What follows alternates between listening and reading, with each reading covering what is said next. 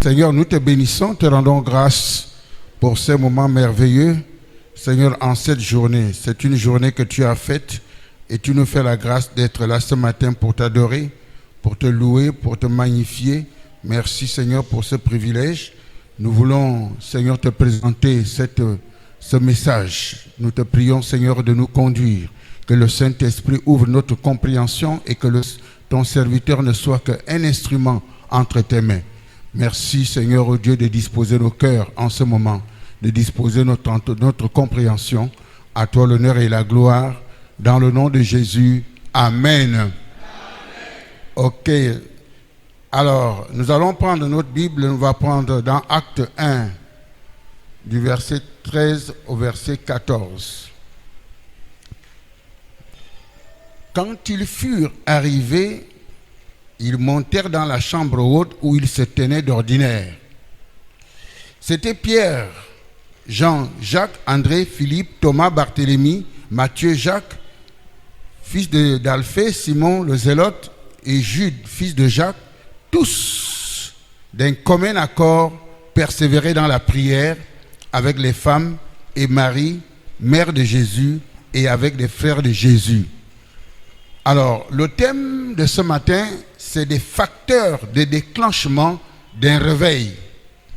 En d'autres termes, on verra aussi les obstacles au vrai réveil personnel ou au vrai réveil général.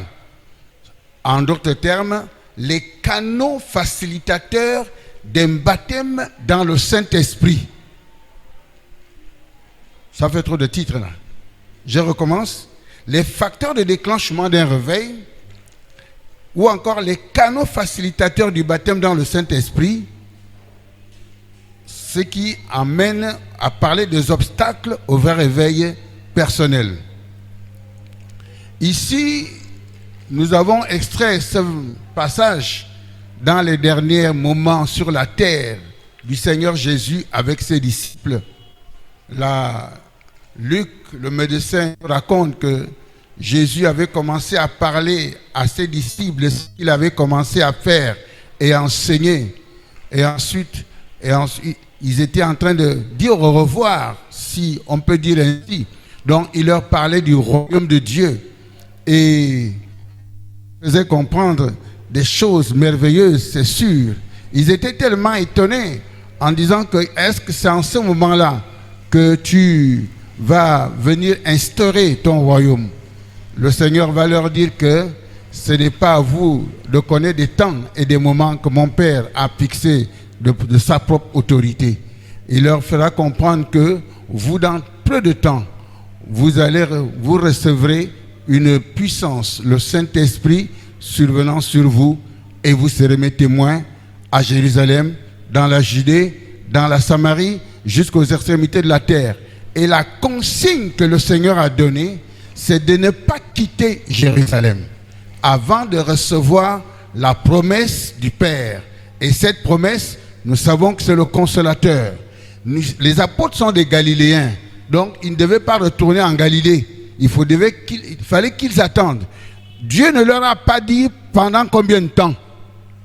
Et ils ne savaient pas que ça va se déclencher 10 jours après. Alors la seule chose que nous savons, c'est que dès qu'ils ont regardé Jésus monter, parce qu'après Acte 1.8, Acte 1.9 nous laisse entendre qu'après cela, le Seigneur est monté. Donc, et ils étaient en train de regarder, il y a un ange qui est venu leur faire comprendre que pourquoi restez-vous ici à regarder? C'est Jésus que vous voyez partir, il reviendra aussi de la même manière. Après cela, ils sont partis du mont des Oliviers, qui était à une marche du sabbat, et ils sont allés dans la chambre haute. Et c'est là où ça devient intéressant. Ils sont allés dans la chambre haute. Nous sommes en train de dire quels sont des facteurs qui déclenchent le réveil, des facteurs qui déclenchent réellement le baptême, que le Saint-Esprit descende. Il y a vraiment des facteurs. Ces gens-là, tous d'un commun accord, ils vont monter à la chambre haute. Quand on parle de chambre haute, effectivement, c'était une chambre haute, comme le pasteur Jean l'a dit tout à l'heure. Nous l'avons visité plusieurs fois. Mais il n'y a pas de chambre haute ici, mais on peut en faire partout où on part. Chambre haute veut dire s'exclure. Ça veut dire que vous vous excluez pour chercher. Vous comprenez? Si vous n'avez pas la soif de quelque chose, Dieu ne vous la donnera pas. Je dis, si vous n'avez pas soif, Dieu a envie de tester le niveau de persévérance, le niveau de foi et le niveau de prix que tu payes pour qu'il te donne quelque chose de très merveilleux. Les bénédictions de Dieu sont en rapport aussi à ton prix que tu dois payer. La première chose qu'ils ont fait, ils avaient décidé de s'exclure du monde et de se mettre à part et de chercher la face de Dieu. Le Seigneur, il ne savait pas que le Saint-Esprit devait venir à la Pentecôte. La seule chose que Dieu a dit, c'est que ne quittez pas Jérusalem jusqu'à ce que vous recevez ce que le Père a promis. Ça, c'est une promesse. Et ils savent qu'ils ne peuvent pas prêcher la parole de Dieu qui brûle dans le cœur si jamais ils ne reçoivent pas cette puissance-là. C'est la promesse qui est là. Alors, s'ils étaient à la chambre haute, quel était le sujet de prière? Le sujet de prière était naturellement de dire, Père, envoie ce que tu as promis. C'était ça le sujet de prière. C'était ça le sujet principal de prière. Et quand est-ce que c'était une prière d'une heure? Non. Il soupirait pour que le Père envoie. Et le Père n'a pas dit dans 10 jours. Même si ça avait mis 20 jours. Même si ça avait mis 30 jours. Même si ça avait mis 1 an. Puisque la promesse est là, il devait crier à Dieu pour que cette promesse s'accomplisse. Et quand on crie à Dieu, on s'exclut. Donc la première chose, d'un commun accord. Parmi tous les réveils que nous avons enregistrés dans l'histoire de l'Église, il y a toujours eu un groupe de personnes qui s'excluent et qui payent le prix pour dire que si tu n'envoies pas ça, nous on ne quitte pas ici dans des jeûnes et des prières.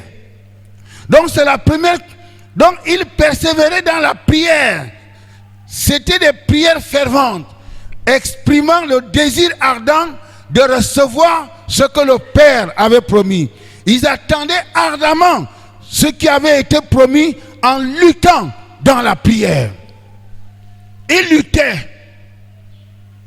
Ils luttaient. C'est le modèle de tous les réveils que nous avons enregistré. Donc, pour expérimenter le tout à coup, ça a un prix.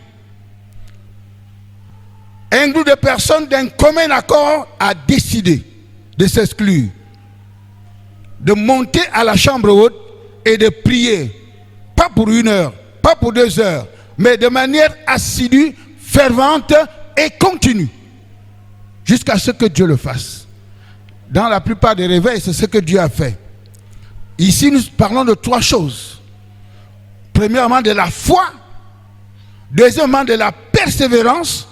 Troisièmement, de la détermination. La foi, la persévérance, la détermination. Donc, une diligence élevée. Donc, nous parlons d'une foi déterminée. Tant que nous n'avons pas vu l'accomplissement, nous ne reculons pas. Nous ne lâchons pas. Nous sommes cloîtrés dans un même lieu, priant, louant, adorant, demandant à Dieu d'envoyer, parce qu'il ne peut pas mentir. Sa promesse l'a dit. Est-ce que c'était seulement au temps des apôtres? Il continue à faire des choses, ces choses jusqu'à présent. Et dès qu'il y a exclusion, la deuxième chose, cela veut dire ceci. Cela veut dire que ça implique de vivre dans la sainteté. Il ne peut pas avoir de déclenchement de réveil ou même personnel si la sainteté n'est pas au centre. C'est impossible. Vivre une vie de sainteté ou encore une vie de sanctifié. L'expression sainteté ou sanctifié signifie séparé, mis à part pour Dieu, consacré et remis à lui, Ça veut dire que tu t'abandonnes totalement à Dieu. Vivre pour lui. Et dans son application, le mot saint ou le saint de Dieu implique deux choses. La dévotion et l'assimilation. J'explique. La dévotion, c'est dans le sens de vivre une vie de service de Dieu. Tu ne vis plus pour toi-même. Tout ce que tu fais, tout ce que tu accomplis, et l'apôtre Paul a bien compris. Il dit, quoi que vous fassiez, quoi que, faites tout comme pour le Seigneur. Il n'y a rien que vous faites sans que le Seigneur en soit glorifié. Tout ce que vous faites dans votre vie, Jésus doit être glorifié. Parce que vous êtes mort. Et votre vie est cachée en Christ. Donc, votre vie se manifeste en Jésus. Et l'assimilation, cela veut dire quoi? C'est dans le sens, ça veut dire imiter, se conformer et devenir comme le Dieu que tu sers. Au fur et à mesure que tu grandis, au fur et à mesure tu ressembles à Jésus-Christ. Et quand on dit ressembler à Jésus, ça veut dire, ça implique beaucoup de choses. Ça implique beaucoup de choses. Vous avez vu la vie de Jésus? Il y avait une vie en Israël. Il y avait une vie en Judée. Quand Jésus est né, quand il a commencé son ministère, il y avait des gens qui vivaient. Ils avaient leurs coutumes. Ils avaient leurs traditions. Ils avaient leur façon de dire, leur façon de faire, leur façon. Et la problématique que Jésus a eue, c'est qu'il ne voulait pas se conformer exactement comme les gens vivaient. Il fallait qu'il vive selon la volonté de son Père, comme il est la parole de Dieu. Et ça, ce n'était pas facile pour lui. Les gens se sont opposés.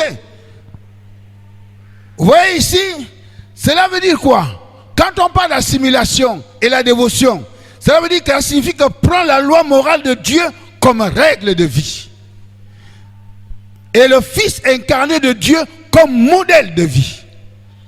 Vous savez comment on sait qu'il y avait un niveau de sainteté très élevé au niveau de l'église primitive? C'est l'histoire de Saphira et Ananias qui nous enseigne ça. Mais c'était un exemple pour dire que voilà la plantation de mon église. En fait, le Seigneur plantait l'église et présentait le modèle dans lequel l'église doit fonctionner. L'histoire d'Ananias et Saphira est un modèle d'église de tout le temps. Pour dire que quand je vous parle de la sainteté et de la communion avec moi et entre vous, voici l'exemple. Donc, cet exemple-là, je me suis posé la question, est-ce que Pierre était obligé de faire tuer Ananias et Saphira? Mais pourquoi Dieu a permis cela? C'est parce qu'il fallait qu'il marque un coup dès le départ de ce que l'église doit être, de ce qu'un enfant de Dieu doit être. Il dit, je suis saint, soyez saints comme je suis saint. La sainteté est un facteur déclenchant. Aujourd'hui, nous voulons le baptême du Saint-Esprit, mais on l'appelle bien Saint-Esprit. Vous ne voulez pas le baptême de l'Esprit? Écoutez-moi bien. Lorsque vous ne vivez pas dans la sainteté, s'il y a des manifestations qui se font en vous, c'est l'esprit de Jézabel qui est en train d'imiter le Saint-Esprit. Et ça, c'est la grande séduction de l'église de la fin. Tu parles en langue, tu prophétises. Avant, quand je ne comprenais pas, Matthieu 7, où Jésus disait, nous avons prophétisé en ton nom. Nous avons fait des miracles en ton nom. Nous avons fait des grandes choses en ton nom. Jésus dit, je ne vous ai jamais connu. Comment? Parce que s'ils travaillent par l'Esprit de Dieu, c'est que le Seigneur est avec eux. Mais si le Seigneur dit jamais, waouh! Alors, dans ce cas, les manifestations qui se font là, quelle est la source? C'était pas la source du Saint-Esprit. lorsque tu es dans le péché et que tu manifestes des dons, ces dons ne sont pas du Saint-Esprit. L'esprit de Jézabel, dans les derniers temps, c'est le travail qu'il fait. Il amène des enfants dans la fausseté, dans la désobéissance, pour les accuser, les amener en enfer, et il fait substituer les dons qu'ils avaient. Il ne les enlève pas. Dès que le Saint-Esprit s'attriste, lui se substitue. Tu continues à exercer les dons, et tu penses que ce sont des dons du Saint-Esprit. Tu penses que le Saint-Esprit est avec toi, puisque tu vois toujours des miracles, puisque tu vois des guérisons, puisque tu prophétises toujours, mais tu ne sais plus maintenant par quelle source tu es en train de prophétiser, mais tu penses que c'est toujours. Et ils sont là, et ça te fortifie dans le péché, ça te pousse à ne pas te repentir, ça t'endurcit le cœur, puisqu'il y a des dons qui sont en train de se faire. Et tu penses que tu es en accord avec Dieu, puisque les dons se manifestent, donc je suis en accord avec Dieu. Donc Dieu est avec moi, et tu continues, et les démons sont en train de se réjouir, en disant qu'il pense qu'il a Dieu, mais il n'a pas Dieu. C'est nous qui sommes en train d'activer les dons que ce Saint-Esprit lui a donnés. Pourquoi? Parce que l'Esprit Saint, Dieu ne peut pas travailler dans un être qui est maintenant souillé. C'est des messages qu'on n'aime pas, mais c'est la vérité.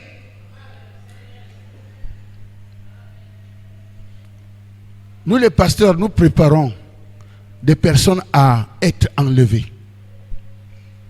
Moi, je ne prêche pas les élévations sur la terre, des machins sur la terre. Jésus a dit, si vous venez à moi, si vous cherchez premièrement le royaume, et que vous marchez selon la volonté de mon Père, et que c'est fini, toutes ces choses-là, c'est des ajouts. Ça dit que c'est des surplus, maison surplus, voiture surplus, tout ça surplus, tout ça surplus.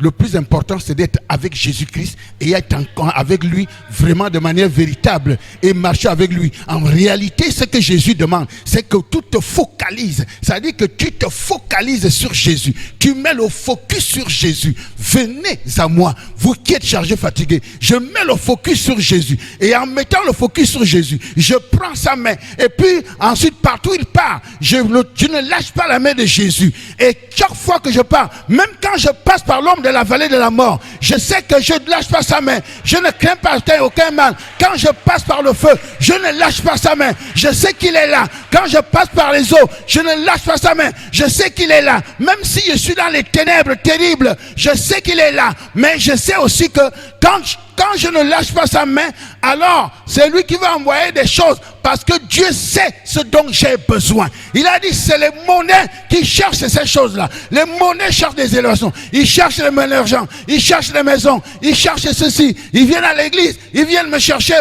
pour ces choses-là. C'est la mondanité. Moi, l'Éternel, je connais ce dont tu as besoin. Et là, la Bible dit que Dieu, je connais, je sais. Et il ajoute, et qu'il y a des bénédictions que tu ne t'attendais même pas.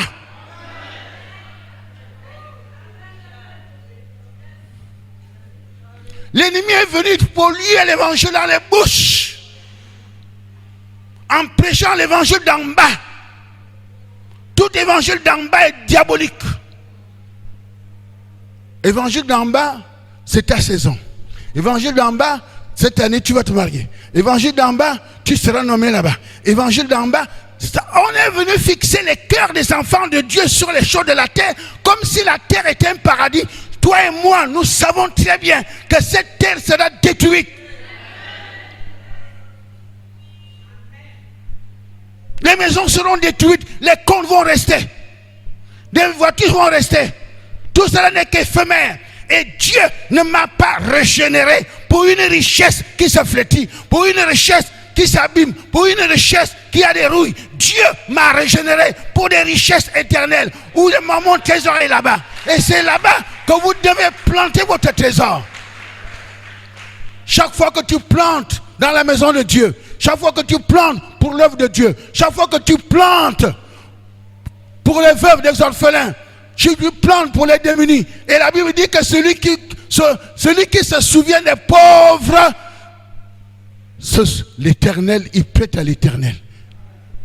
Il y a une somme sur laquelle, quand je lis ça, ça me fait quelque chose de bizarre dans le cœur. C'est le psaume 41. C'est là-bas qu'on doit. Je vais le lire. Sauf si on le met ici. On peut me le mettre au tableau, Psaume 41. Psaume 41. Heureux celui qui s'intéresse aux pauvres. Au jour du malheur, l'Éternel le délivre. Vous voyez, même sur la terre, il y a des promesses terribles quand tu t'intéresses aux pauvres. C'est la parole de l'Éternel. Au jour du malheur, l'Éternel le livre. Continue. On va aller juste au verset 3. L'Éternel le garde et lui conserve la vie. Ça, c'est le secret. Oh, Papa Onganebe, tu es toujours en forme. Ah, Papa Onganebe, c'est comment tu es en forme? Le secret est dans la Bible, maman. Hein? Le secret est dans la Bible. D'accord? Je sais que quand je le fais, moi-même, je suis en train de rendre service à moi-même. Parce que la parole de Dieu, c'est la parole. Il est heureux sur la terre et tu le délivres. Et tu ne le livres pas au bon plaisir de ses ennemis. À cause de ça, Dieu te protège de tous les sorciers. Mais non seulement ça, mais tu ajoutes dans le compte du ciel, où il y a des véritables... les anges sont en train de faire la vraie comptabilité. Et toi, tu avances. Vous voyez, avec ces choses-là, même au 1er siècle, ils ne prenaient même plus soin de leurs biens. Chacun vendait des choses et venait déposer. En fait, ils étaient arrivés à un niveau de désirer le ciel, que les choses de la terre, ça ne passe. La sainteté est l'habitude d'être des mêmes esprits avec Dieu. Selon ce que nous trouvons, son esprit dans l'écriture. C'est l'habitude d'être d'accord avec les jugements de Dieu. De haïr ce qu'il est. Haïr ce qu'il est. D'aimer ce qu'il aime. Et de tout mesurer dans ce monde à la lumière de la parole. Les mamans, pardonnez-moi. Je vous aime trop. Et beaucoup. J'ai une mère. Elle est partie. Mais j'ai envie de vous dire, Dieu connaît pourquoi je ne souhaite pas bonne fête de mère. Je vais vous expliquer. Ça c'est moi. Hein? Je vais vous expliquer. Qui est la source qui a inspiré cette fête? Les fêtes de l'Éternel sont écrites. Lévitique 23. Il a dit, voici les fêtes que vous allez célébrer de manière perpétuelle. Cela veut dire que toutes ces fêtes auront leur accomplissement en Christ Jésus. Il dit le premier jour, il commence par le sabbat. Ensuite, il va dire que le 14e jour de ce premier mois, nous sommes au mois d'Abib, c'est-à-dire le mois d'avril, mars-avril. Il dit, vous allez célébrer la Pâque, le 14e, le 15e, du 15e à partir du 15e jour, vous aurez la fête des pains sans levain. Et ensuite, vous aurez la fête de la gerbe. Ça a été accompli. La deuxième fête, il dit, vous allez compter 49 sabbats. Ça veut dire que le 50e jour, vous aurez la fête de la moisson. Et ensuite, beaucoup plus tard, 7 mois plus tard, vous aurez la fête des tabernacles. Et nous avons 3 petites fêtes. La fête de la Pâque est divisée en 3 petites fêtes. Il y a la Pâque le 14e jour. Le lendemain, la fête des pains sans levain. Et ensuite, nous avons la fête des gerbes. Ensuite, dans l'Ancien Testament. Et ensuite, nous avons la fête de la Pentecôte. Et ensuite, nous avons la fête des tabernacles qui se divise en 3 petites fêtes. On commence par la fête des trompettes, la fête de l'expiation, la fête des trompettes et la fête des tabernacles. Et tout cela, ce sont les degrés de moisson. Je sais que dans la fête de la Pâque, c'est la moisson d'orge. Dans la fête de la Pentecôte, c'est la moisson du blé. Et dans la fête des tabernacles, c'est la moisson des grands fruits. Il y a du raisin, il y a des olives et tous les autres fruits. Et ensuite, je sais que ce sont des fêtes. Et ensuite, il a parlé des fêtes du jubilé et ainsi de suite. Mais je sais qu'en Jésus-Christ, la Pâque a été accomplie. Donc, il est la germe parce qu'il est le premier ressuscité des morts. Donc la Pâque a été accomplie. Et je continue à fêter la Pâque en commémoration, parce qu'on m'a dit c'est perpétuel. Je sais que la Pentecôte a été accomplie. C'est ce qu'on a fait cette semaine. Donc l'arrivée du Saint-Esprit, c'était la vraie Pentecôte 50 jours plus tard, après la résurrection de Christ. Ça, c'est la Pentecôte. Maintenant, la fête des tabernacles, elle sera accomplie lorsque Jésus viendra pour établir son règne. La fête qu'il va faire, c'est la seule fête qui n'est pas accomplie. Les autres fêtes, ce n'est pas biblique, on ne me l'a pas recommandé. Mais si on ne me les recommande pas, qui a inspiré et qui veut se faire adorer derrière ça?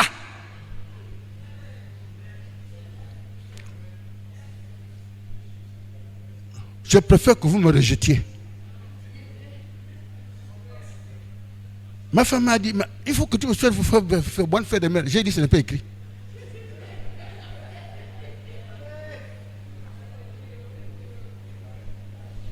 C'est ça la violence. Quand on dit que le royaume des cieux appartient aux violences, c'est exactement ça la violence. Maintenant, l'Église a eu un problème. C'est que quand le monde adopte quelque chose, alors le principe vient à l'église et nous tous, nous sommes embarqués sans savoir est-ce que Dieu a dit. Où est-ce que c'est écrit qu'on doit faire la fête de mai? Jésus n'a même pas fêté la fête de Marie. À partir de cet instant, je suis prudent. Je sais que la reine du ciel veut se faire adorer. Et c'est elle, cette sirène-là, qui veut se faire adorer derrière la fête des mères, derrière la fête des femmes, derrière ces séminaristes. Donc j'ai fait des recherches et j'ai compris que, waouh! Vous êtes en fête tous les jours. On n'a pas besoin que vous fassiez une autre fête pour vous.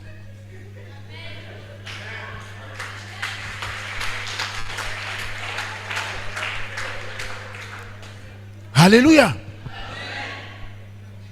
Quand on dit n'aimez point le monde, ça fait partie. Le monde, on va voir ça tout de suite. C'est les pensées du monde. Et ensuite, on va faire les cultes aujourd'hui. Vous allez regarder dans les Facebook, dans les Zoom, dans les machins. On fera les cultes spéciaux. Écoutez, Jésus, écoutez-moi bien. Lorsque vous allez louer Dieu dans l'église, en l'occasion de la fête des mères, le diable regarde Jésus. Tu vois comment on est en train de me louer? Dans ta maison, on me loue. Dans ta maison. Parce que le Saint-Esprit t'a attesté.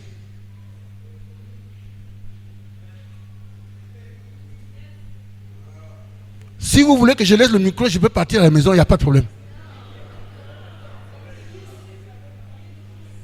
Est-ce que vous comprenez? Donc les églises vont mettre les femmes en exergue à l'église. Ils vont mettre, ça vient du monde. Et ça rend, la pensée mondaine rentre à l'église. Et on en fait un culte. Et on honore des femmes. Et on honore ceci. Les femmes seront mises en exergue. Les femmes seront mises en honneur. Les femmes vont prêcher. Tu vas au Congo-Brazzaville. Tu vas au Congo-Kinshasa. Tu vas aller dans le monde entier. Ça va être moi de moi.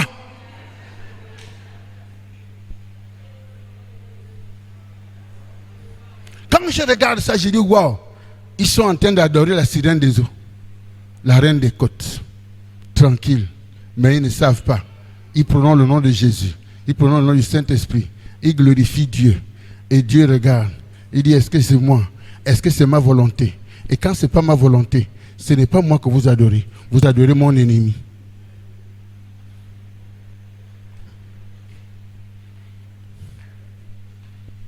J'ai dit souvent que si j'ouvre une église, si j'ai 10 membres, c'est que Dieu m'a fait la grâce.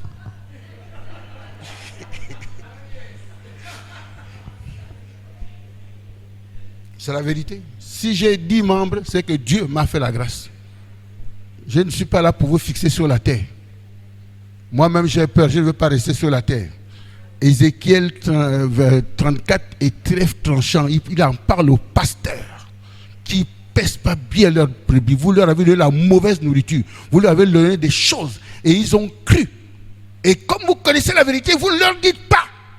Alors, sache que ceux qui sont en enfer, toi aussi, je demande ton sang, tu vas les trouver là-bas. J'ai J'ai peur pour moi-même. Donc je ne peux pas jouer à la flatterie. Et c'est pour cela 1 Thessaloniciens 2 verset 3 m'intéresse. Paul dit, ma prédication ne se repose ni sur l'erreur, ni sur les motifs impurs, ni sur la fraude. Il y a des prédications qui sont sur la fraude.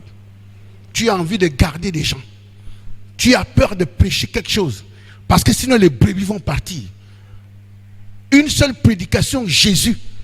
Ils étaient 12, plus 70. À une seule prédication, 70 sont partis. Jésus est resté avec l'église de 12. Jean 6. Hein? Il ne les a pas suppliés. Et les 12 qui sont restés, il a demandé, les autres sont partis. Et vous, qu'attendez-vous? Même s'ils étaient tous partis, il ne les a même pas dit, Pierre, s'il te plaît, ne me laissez pas tranquille. J'ai peur que je reste seul. Même si tu restes seul, il savait que lui et son père, ça fait l'armée tout entière. Alléluia. En fait, je n'ai pas peur qu'on m'aime, qu'on ne m'aime pas. Ce n'est pas mon problème. Sincèrement.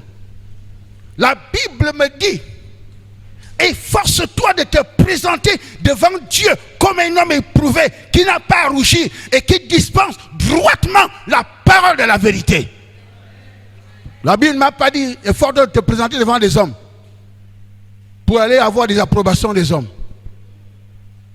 Si j'ai vos approbations et que vous allez en enfer, même si vous me maudissez à l'enfer, c'est trop tard. Alléluia.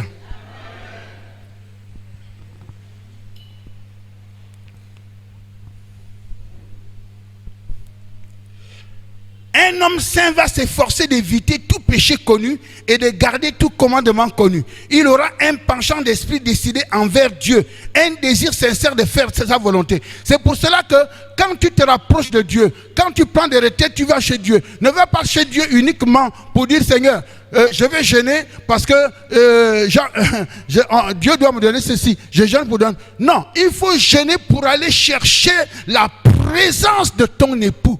Et quand tu as en sa présence, il enlève les scories. Quand tu sors de là-bas, tu as un amour puissant. Tu as les fruits du Saint-Esprit. Tu as la joie. Tu as la paix. Et tu hais le péché. Si tu arrives à pécher, automatiquement la repentance qui est, tu es triste d'avoir attristé ton Dieu. C'est pour cela qu'il faut aller dans sa présence. Comme la femme va trouver son époux au lit. L'époux Jésus dit, où es-tu? Je dors seul ici. Tu dis non, je repasse encore ton pantalon. Il dit, c'est mon pantalon. D'accord, tu vas repasser demain. Viens, j'ai besoin de tes... Non, je suis en train de tirer tes chaussures. Les choses là, c'est des actes qu'on pose. Ce sont des actions. Ce sont des activités qu'on fait pour le Seigneur. C'est bien. Si ma femme ne me prépare pas la nourriture, je ne vais pas manger. Vous comprenez? Si elle ne me repasse pas le pantalon, ce ne serait pas bien. Mais il arrive que tu as besoin de ta femme au lit. C'est pourquoi il y a des bagarres de minuit. Cela n'a pas été donné uniquement pour les hommes. Cela, Dieu, le Seigneur l'a préfiguré pour toi et lui. Le mariage là, comme on avait parlé à la Pentecôte, c'est une préfiguration. C'est pourquoi le Seigneur a inspiré par son esprit, parlant de lui-même, cantique des cantiques. Quand tu lis cantique des cantiques, tu sais que pour mes étudiants qui sont ici, vous savez que nous avons enseigné que la Bible est christocentrique et christologique. C'est-à-dire que tout dans la Bible parle de Christ, doctrine de Christ, et ensuite, donc, elle est christologique, c'est-à-dire que la doctrine de Christ, elle est christocentrique, c'est-à-dire que tous les livres de la Bible convergent vers lui. De Genèse à Apocalypse. Donc, quand tu lis Cantique des Cantiques, ne pense pas que c'est un passage bizarre. Non, ce n'est pas bizarre. Jésus parle de lui-même. Mets-moi dans tes mains comme un seau dans ta main, sur ton bras. C'est ce que Jésus te dit. Mets-moi comme seau dans ton bras. Et c'est ce que Jésus le fait. Partout où il part, je suis là. Partout où il part, je suis là. Et plus je suis avec lui, plus il me donne sa nature. Il me donne sa nature. Il me donne sa nature. Il enlève les scories. Il enlève les scories. Il enlève les scories. C'est pourquoi il a dit que si vous n'êtes pas planté en moi comme le serment, si vous n'êtes pas greffé en moi, vous n'allez pas être transformé. Il n'y aura pas de transformation. Ne va pas à lui pour demander, Seigneur. Aucun homme sur la terre ne voudrait ça. Fiancé à une fille, chérie, donne-moi ceci, chérie, achète-moi ceci, chérie, achète-moi ceci, chérie. Chaque fois que j'achète, tu es un époux merveilleux, tu es un homme merveilleux, tu es merveilleux. Le jour que je dis je n'achète pas, il va me dire tu es méchant. Hein?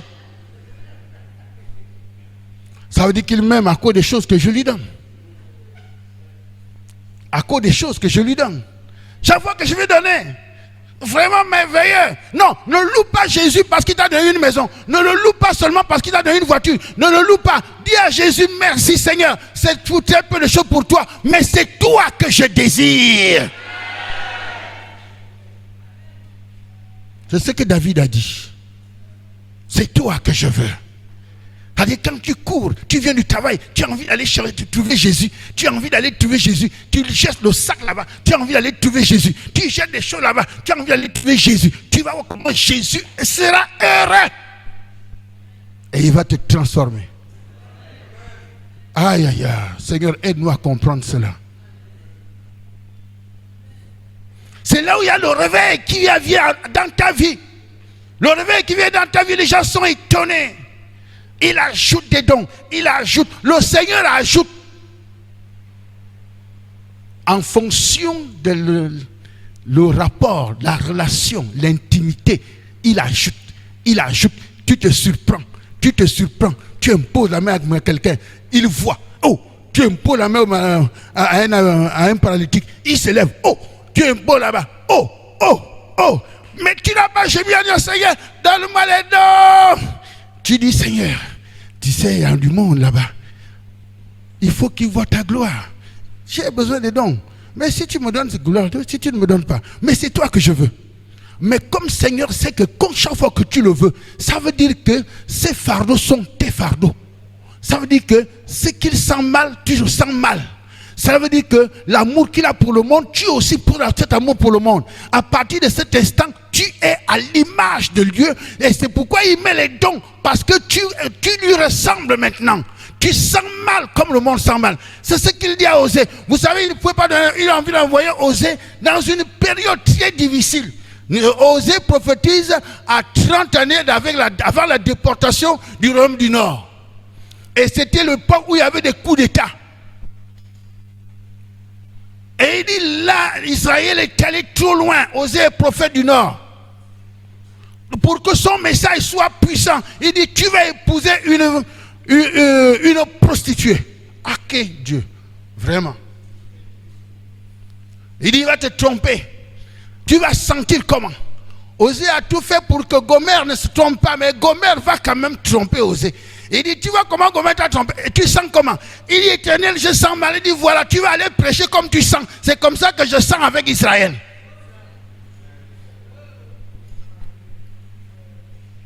Alléluia.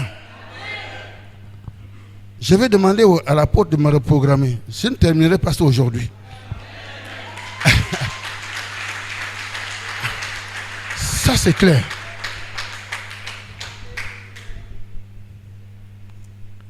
Donc, quand tu sors de cette présence, tu pardonnes aux autres, tu es désintéressé, tu marches dans l'amour, tu es modeste, tu es humble, tu gardes ton cœur dans la parole de Dieu. La Bible dit que celui qui dit qu'il demeure en Christ, qu'il demeure en lui, doit aussi marcher comme il a marché.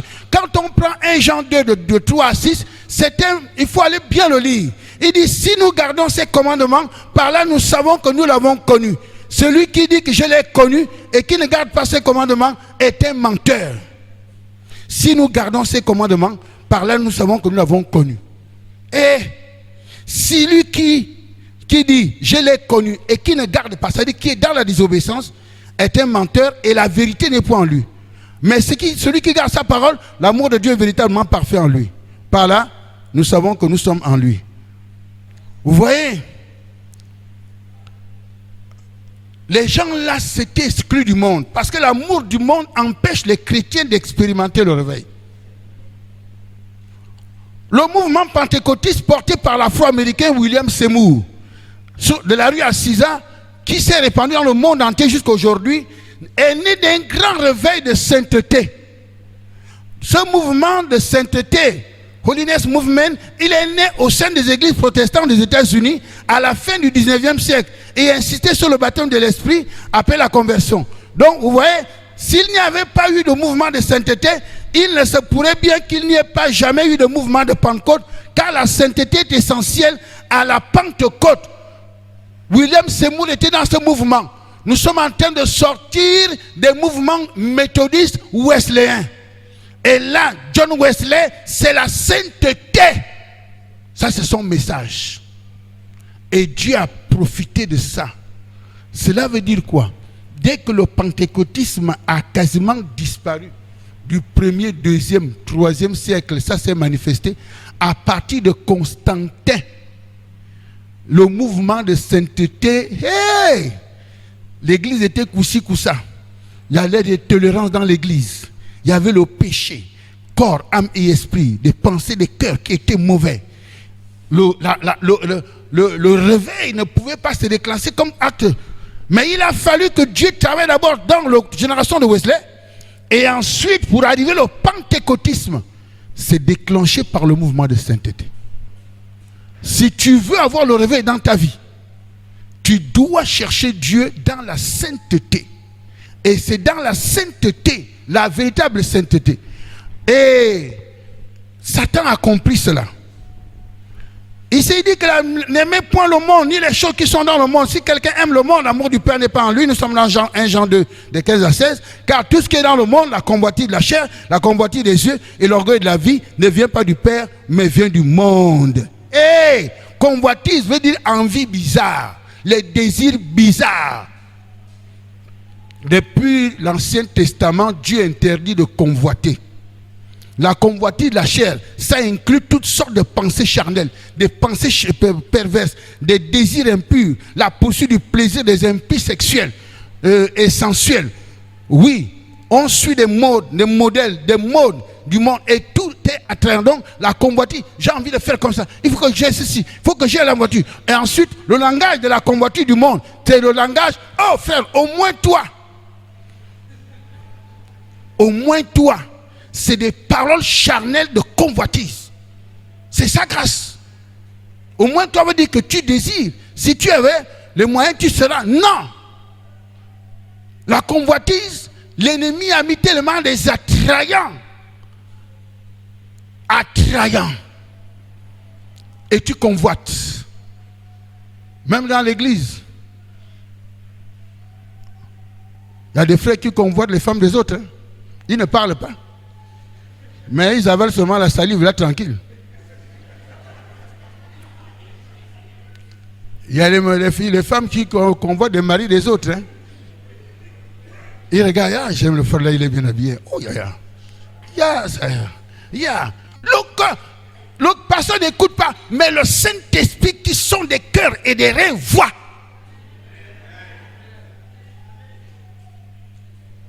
La convoitise. Mais l'ennemi a compris. Regardez comment les femmes sont habillées dehors.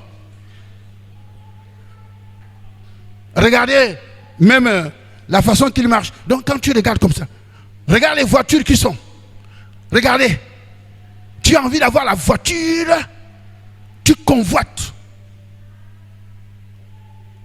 Si tu veux la voiture parce que tu as envie de servir, que c'est utile, gloire à Dieu. Mais si tu dis donne-moi une voiture comme celle du frère Ongonebe, c'est la convoitise. Tu ne convoiteras pas la femme de ton prochain. Tu ne convoiteras pas le bœuf de ton prochain. Tu ne convoiteras pas la casserole de ton prochain. C'est pas moi qui ai dit. C'est écrit dans Exode, c'est écrit dans Deutéronome. La convoitise. L'ennemi a mis tellement de choses. Or, la Bible dit que ceux, en effet, qui veulent vivre selon la chair, s'affectionnent aux choses de la chair, tandis que ceux qui veulent vivre selon l'esprit, s'affectionnent aux choses de l'esprit. Or, l'affection de la chair fait partie du comportement humain. C'est-à-dire que ce que le corps, l'âme aime, j'aime ça. Vraiment, c'est magnifique. C'est merveilleux. Même lorsque tu vas faire des achats, je te supplie de prier pour que le Saint-Esprit inspire ce que tu dois acheter. Sinon, tu vas acheter par convoitise. Comme tu m'as vu avec un beau costume, il faut que je couse le costume comme celui du docteur Paul. Bon, encore que celui-là, il n'est pas beau, hein? Donc tu ne peux même pas le vouloir. C'est un vieux. Amen. Le Seigneur a dit que garde ton cœur plus que toute autre chose. Hey, c'est ça la grande bagarre. Le malin qui inspire et qui les fait fabriquer remplit le monde, les marchés de ces choses. Satan a enlevé l'esprit de pudeur. Il a enlevé l'esprit de modestie dans les cœurs des enfants de Dieu. Nous ne marchons plus dans la pudeur. Pudeur, ça veut dire la simplicité qui plaît à Dieu. Il a amené les modes. Même nous les hommes, quand tu vois les coupes, quand tu vois ceci, rien, tu dis waouh, tu vois, ça c'est merveilleux. Si tu vois une paire de chaussures, waouh.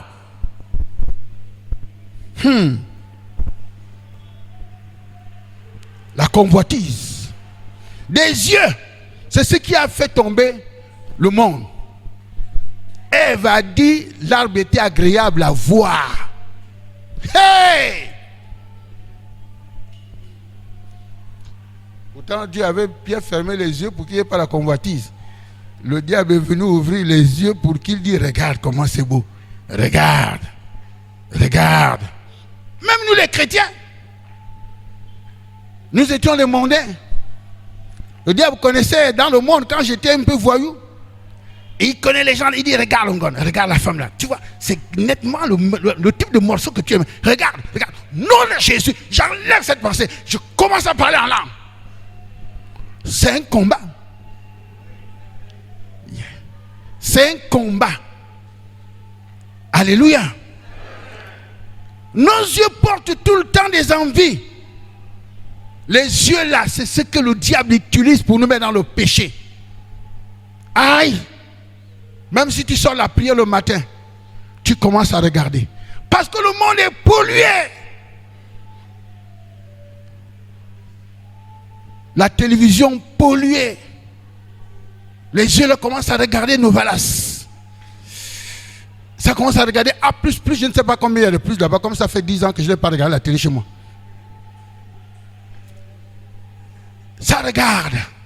Tu ne peux pas être baptisé du Saint-Esprit parce qu'en réalité, les films là sont faits sous la mer. La plupart des sinaïstes sont des satanistes. Le diable fait l'évangélisation négative en suscitant des vedettes, que ce soit dans le sport, que ce soit partout. Donc tous les adeptes qui supportent cette vedette, l'enfer. J'aimais le football. C'était le combat avec moi et mon épouse. Et elle pleurait même que le football a pris son mari. Donc quand j'ai fini le cours comme ça, je cours vite et j'étais Barça. Donc j'aimais Messi. Donc si je prends la voiture là et que Barça joue, je dois d'abord m'arrêter et puis je vais d'abord regarder comme la demi-mi-temps, sinon je vais tout rater. Un jour, le Seigneur m'a dit, idolâtre, tu iras avec lui en enfer. Quand il m'a ouvert les yeux, il dit l'esprit qui a introduit le football, c'est un esprit à 7 têtes, c'est une haute sommité. J'ai pleuré, je me suis tendu par terre, j'ai dit Seigneur, délivre-moi. Le Saint-Esprit ne peut pas être que là.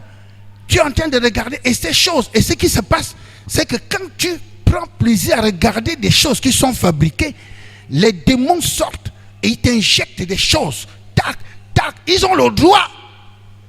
Ils injectent Si bien que quand tu veux lire maintenant la Bible, c'est 5 minutes. Dès que tu veux prier, tu dors. C'est dangereux. Si tu ne tries pas ta télévision, ça va causer un problème. Regarde les informations, peut-être. Regarde, je ne sais pas. Mais tu dois trier tout ce qui peut.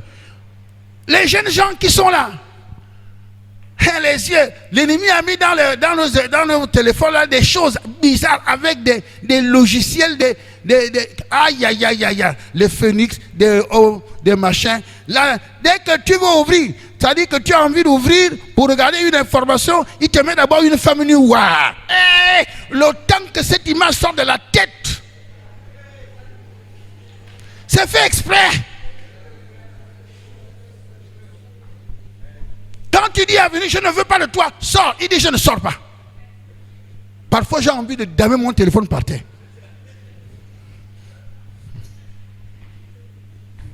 C'est tout ça là, la convoitise des yeux.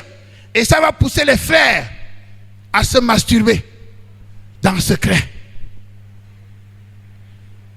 Quand vous vous masturbez, automatiquement les démons font amour avec vous. Si vous ne le saviez pas.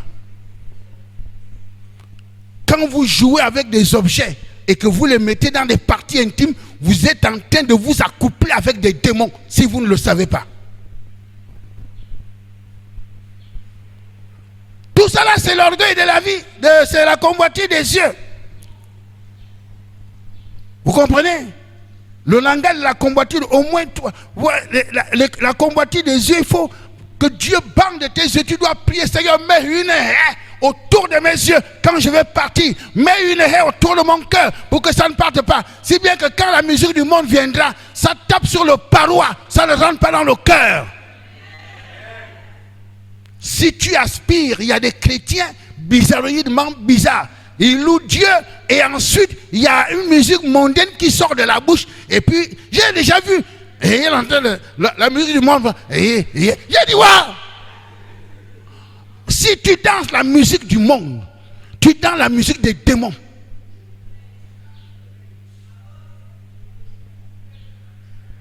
Et le Saint-Esprit t'a tristé.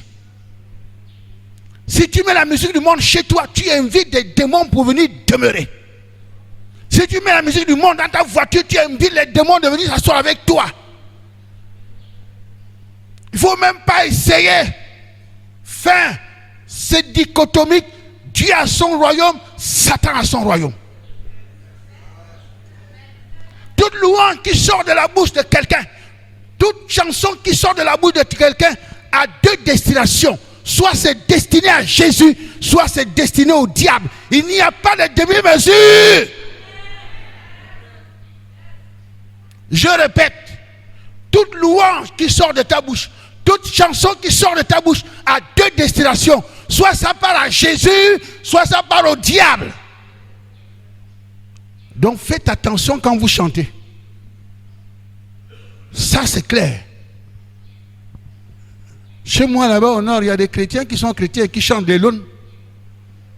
Ah! C'est dangereux. C'est ça la mondanité. Je suis en train de terminer, je dis, en disant, l'orgueil de la vie, c'est le désir de la grandeur, de la gloire, de l'élévation, des honneurs, des ambitions. Pour l'apparence et la gloire, c'est le paraître. Tu as envie de te montrer. Il faut que les gens sachent aussi que, il faut que les gens sachent, même nous les pasteurs, je peux ouvrir une église pour prouver que je suis un homme de Dieu et que vous voulez douter de moi. Et comme ça, j'ai une grande église pour que vous sachiez que je suis un homme de Dieu.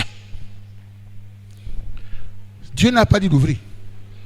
Et comme tu l'as fait pour ton cœur, papa, même si tu as 90 000 membres, ça passera au feu, tu vois, et ça va être grillé là. Tu vas, peut-être, si tu t'es repenti, tu seras sauvé comme au feu et tu vas vivre à Boréal. Boréal, c'est le couloir commun, puisque tu n'as plus de maison. Donc, vous allez dormir comme au dortoir, au ciel.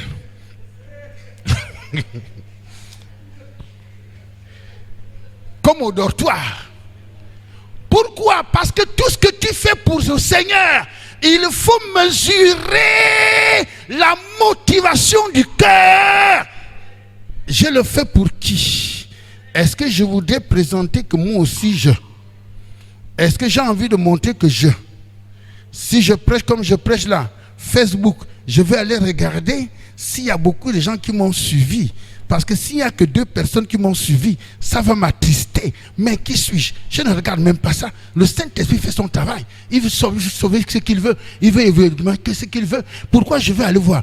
Je commence à chercher la gloire. Donc je dis seulement à la bouche, gloire à Jésus. Or Jésus dit, menteur, tu es en train de manger ma gloire dans ton cœur. Ce que tu as fait là, ce n'est pas pour moi. Parce que tu veux montrer que tu es quelqu'un. L'orgueil de la vie. Il faut mesurer tout ce que vous faites pour Dieu. Il faut que ça soit neutre, que ça soit motif pour aimer Jésus et non pour que les gens t'applaudissent.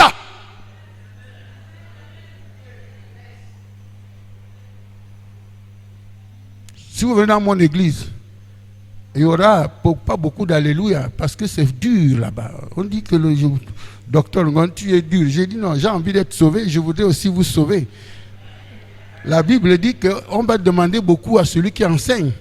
Vous comprenez? Moi-même, je tremble quand je vous enseigne.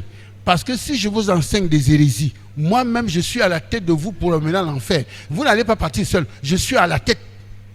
Parce que Dieu me demandera votre sang. C'est pourquoi je suis obligé. C'est dur, mais c'est ça. L'évangile de Jésus, il faut me montrer dans la Bible où Jésus a dit, s'il vous plaît. Il a dit à ses compatriotes nés d'Abraham, il dit, vous avez pour père le diable et vous faites les œuvres de votre père. Comment? Il traite des Israélites comme les enfants du diable. Ça c'est Jésus, c'est pas moi. Amen. Donc on va arrêter là pour dire que vraiment, le réveil c'est un travail qui demande la persévérance dans la prière, qui demande la foi puissante, mais également la vie de sainteté, de plaire à Dieu. Et là, le réveil viendra pour ta vie. Elle viendra dans le groupe. Il viendra dans la nation. J'ai envie de vous certifier quelque chose. Si les groupes sont divisés, si l'église est divisée, c'est difficile qu'il envoie le réveil. C'est très difficile qu'il envoie le réveil. D'un commun accord, d'une seule cœur et d'une seule âme. Et lorsque ça a commencé à grogner, que les hellénistes commençaient, les femmes hellénistes ont commencé à se plaindre, Pierre s'est ressaisi. Il dit, hey, il faut qu'on laisse cette histoire-là. Ça va nous embêter. Choisissez des hommes et avec des caractéristiques d'intégrité, de justice et de vérité. Et regardez un diacre comme Étienne, puissant en parole, mais quand il prêche, pourtant c'est un diacre. Ça, c'est vraiment un docteur. Dieu a mis un exemple sur Ananias. Mais j'ai peur que dans les derniers temps, il ne faut pas que les Ananias et Saphira soient frappés aussi. Il faut revenir au Seigneur. Il faut se focaliser au Seigneur. Il faut mettre le focus sur Jésus. Il faut regarder sa vie pour vivre pour lui et fuir tous les plaisirs et les attractions qui sont dehors. Fuir. C'est pas petit. Jeune fille, fuyez. Jeunes hommes, fuyez. Les modes, les principes, des types de pensées. Vous allez trouver ça à l'école. Le diable envoie à l'école des satanistes, des jeunes filles belles qui amènent des modes et des pensées bizarres. L'école est une foire aux démons. Et si vous n'êtes pas solide dans votre foi, l'école peut vous emporter. Moi-même, je suis dans l'école. Je sais de quoi je parle. J'ai été là-bas en tant qu'homme de Dieu. Je vous dis qu'il y a des programmes que j'ai participé, des programmes, ça me fait mal au cœur, qui sont écrits en philosophie et des autres. C'est pas possible. Je sais que là, c'est l'inspiration du diable. Gloire à Dieu, je suis mathématicien. Mon frère, lui, l'historien. Hein, mon frère, c'est un peu mieux. Vaut mieux vous raconter. Mais quand tu vas voir dans des trucs, Mon fils me dit, non, tu sais, papa, l'homme vient de l'homo sapiens. J'ai dit, à quel moment Darwin a fait la scission, a démontré que la classe des anges et la classe des hommes. J'ai dit, à quel moment que les anges ont terminé d'être des hommes. Le monde. Rentrez dans votre chambre. Cherchez Jésus pour être en contact avec lui. L'aimer. Embrassez-le. Dites, Seigneur, je voudrais être avec toi. J'ai laissé la nourriture juste pour venir rester avec toi. Ne lui demande même quoi que ce soit. Et ensuite, tu vas voir. Et il va te tester. Peut-être si tu fais un jeûne de 2 jours, toute la journée, tu ne sentiras rien. Moïse a fait 40 jours. Mais 7 jours, Dieu n'est pas venu. Parce qu'il teste. Est-ce que tu es sérieux ou tu n'es pas sérieux? Tu veux vraiment être avec moi? Tu veux vraiment être avec moi? Quand il voit que tu es en train de persévérer, il envoie d'abord un ange. Il dit, va regarder ça de très près. J'ai l'impression que ma fille là-bas. Et ensuite, tu continues. Et tu vas commencer à avoir un éclairage dans ta maison. Un éclairage dans ton cœur. Un éclairage. Et dès que cet éclairage, tous ces scories-là vont tomber seuls. Dès que la gloire de Dieu descend, tout ce qui est ténèbres se dissout comme de la poudre. Je dis, dès que la gloire de Dieu descend dans ta vie, tout ce qui est scorie se dissout. Et le réveil arrive dans ta propre vie. Nous allons nous lever, on va prier. Amen. Il n'y a que toi. Il n'y a que toi, Seigneur. Il n'y a que toi. Oh, il n'y a que toi. Il n'y a que toi, Seigneur. Il n'y a que toi.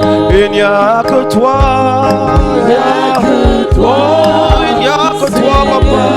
Il n'y a que toi. Oh, il n'y a que toi. Il n'y a que toi. Il n'y a que toi. Il n'y a que toi. Il n'y a que toi. Il n'y a que toi. Il n'y a que toi, papa, mon sauveur. Il n'y a que toi. Il n'y a que toi. Oh, il n'y a que toi. Il n'y a que toi. Oh, il n'y a que toi. Il n'y a que toi. Seigneur, il n'y a que toi. Il n'y a que toi. Oh, il n'y a que toi, papa. Il n'y a que toi. Jésus, il n'y a que toi pour nous sauver. Il n'y a que toi. Oh, il n'y a que toi. Il n'y a que toi. Il n'y a que toi, Yahya. Il n'y a que toi. Yahweh, Tchèque, il n'y a que toi, El Shaddai. Il n'y a que toi. Il n'y a que toi. Il n'y a que toi. C'est notre cri ce matin, Seigneur, il n'y a que toi.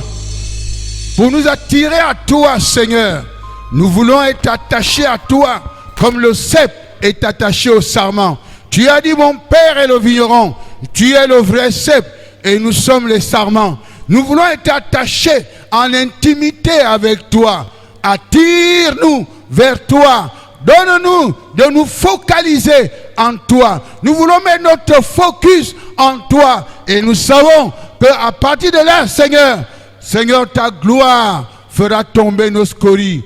Ta gloire fera tomber des choses qui nous empêchent. Nous voulons ta présence, Seigneur. Oui, tu es la lumière et nous voulons demeurer sur cette lumière de justice en permanence. Le psalmiste dit, ce que tu demandes à Dieu, c'est de rester dans la maison de l'Éternel tous les jours. Voici sa demande. C'est notre demande de rester avec toi tous les jours de manière intime, Seigneur. Et ainsi, tu nous rempliras à chaque fois. Tu nous revêtiras de puissance. Tu nous revêtiras, Seigneur, de bonté. Tu nous purifieras à chaque fois. Seigneur, sanctifie ton peuple, Seigneur. Purifie ton peuple, Seigneur. Et attire ton peuple vers toi. Merci pour le message de ce matin. Merci pour le Saint-Esprit. Merci pour chacun de nous qui a été attentif. Et que cette parole continue, Seigneur, à germer dans nos cœurs. À toi l'honneur et à toi la gloire. Dans le nom de Jésus. Amen. Amen, amen. Clamez votre Seigneur, acclamez votre Dieu qui vous a nourri ce matin.